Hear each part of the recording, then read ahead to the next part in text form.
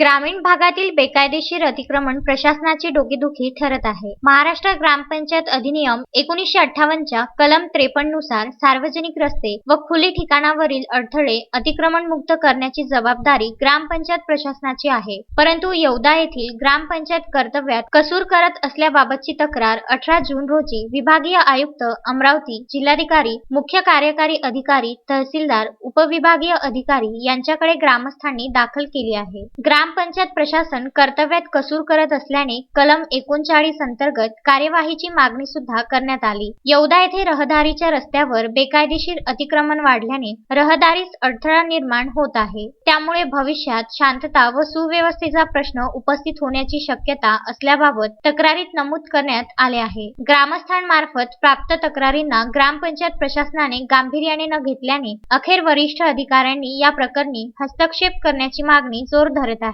ग्रामपंचायत प्रशासनाचा हलगर्जीपणा अंगलटी येण्याची शक्यता दिसून येत आहे. रामेश्वर माकोडे, विदर्भ न्यूज, येवदा.